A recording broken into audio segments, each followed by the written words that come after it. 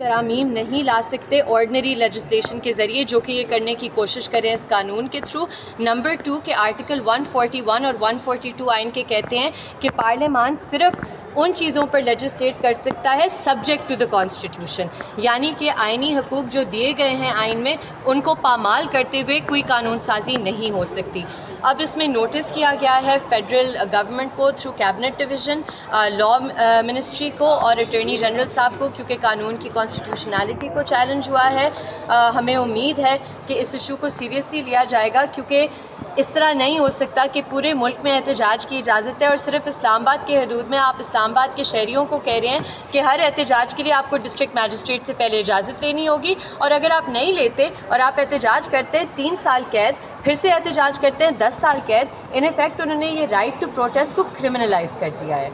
इस वक्त पार्लियामेंट कानून साजी कर रही है और अदलिया के हुक्म को भी नहीं माना जा रहा, तो आने वाले दिनों में मुकन्ना और अदलिया आमने सामने आपको नज़र आ रही हैं कि अदलिया के फैसलों को भी इम्प्लीमेंटेशन नहीं हो रही? देखें, ये बात आई बिलीव कल एक टीवी टॉक शो पे भी हुई थी, जहां सलमान अकरम राजा साहब ने कहा था कि आइन क्लियरली कहता है कि सुप्रीम कोर्ट के जो फैसले हैं उनको एग्जीक्यूटिव अथॉरिटीज़ की जिम्मेदारी है उन्हें इम्प्लीमेंट करना। लिहाजा अगर एग्जीक्यूटिव अपने काम या अपनी ज़िम्मेदारी नहीं फुलफ़िल करी तो उनके ख़िलाफ़ अदालत को कॉन्सिक्वेंसेस इंश्योर करने होंगे। ऐसा नहीं हो सकता कि इधर फॉर एग्ज़ाम्पल अभी रिसेंटली जिस तरह हुआ है कि एहतजाज की इजाज़त दी जाती है, जब एहतजाज करने जाते हैं NOC कैंसिल हो जाते हैं, इधर कंटेम्प्ट में लोग आ रहे होते हैं। ये किस तरह का कानून का मजाक है, और आइनी अदालतों पर ये एक हमला है। हमले से कम ये तसव्वुर नहीं किया जा सकता, और अब आइनी अदालतों के हाथ में ये बॉल है कि वो देखें कि किस तरह किसका एहतसाब होगा। वो अपनी रिट को इस्टेब्लिश करने की ज़रूरत है।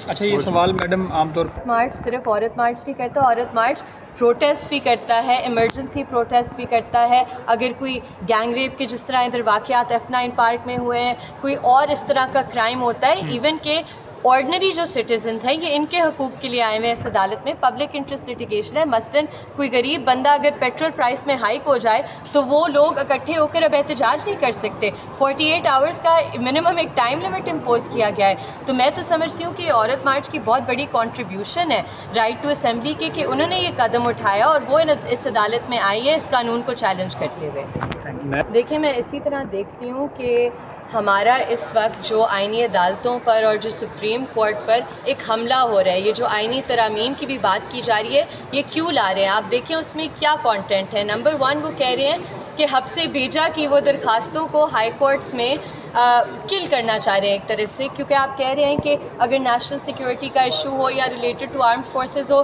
तो ये कोर्ट्स कुछ भी नहीं कर सकती। मतलब है आपको प्रेशर फील हुआ है उन अगवाकारों को कि आइनी अदालतें इस इशू को, जबरी गुमशुदगियों को सीरियसली ले रही हैं। मज़ीद इसके आप कह रहे हैं कि जी एक फ़ेडरल कॉन्स्टिट्यूशनल कोर्ट बनना चाहिए। फ़ेडरल कॉन्स्टिट्यूशनल कोर्ट मुख्तलिफ किस तरह है सुप्रीम कोर्ट से? आपने वही इख्तियारात जो सुप्रीम कोर्ट के हैं फ़ेडरल कॉन्स्टिट्यूशनल कोर्ट को दे दिए।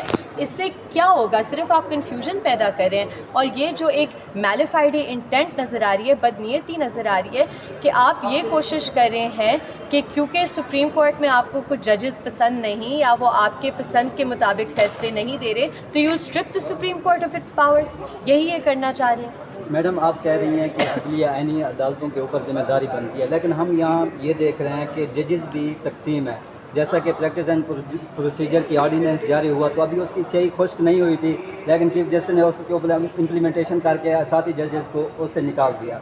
तो जब जजेस भी मुत्तफिक नहीं होंगे तो कैसे अदालतें फिर अपने फैसले को इम्प्लीमेंटेशन कराएंगे? देखें, मैं सिर्फ इतना इस बात पे कहूँगी कि अदलिया में जो बैठे हुए हैं उन्हें मुत्तहद होने का वक्त है। उन्हें टूल्स नहीं बनना चाहिए सिक्योरिटी इस्टेब्लिशमेंट के लिए, उनके इस्तेमाल में नहीं आना चाहिए, क्योंकि ये जो हमले हमारी आइन और आइनी अदालतों पे किए जा रहे हैं ये हमारे बहैसियत सिटीज़न्स, हमारे बुनियादी इंसानी हकूक़ मुतासर होते हैं इससे। लिहाजा उन्हें अपनी जो ओथ्स हैं उन्हें अच्छी तरह पढ़ना चाहिए और उन ओथ्स के मुताबिक फ़ंक्शन करना चाहिए।